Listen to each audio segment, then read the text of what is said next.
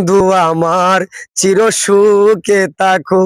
আমি প্রেমের বাগিচার মালি হয়ে মালা গেতেছিলাম তারে পরাবো বলে।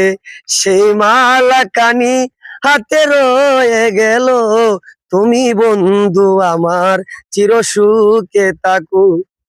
ওরে কাগজের ফুলে কবু ভ্রমর আসে না, মরা গাছে কখনো ফুল ফোটে না।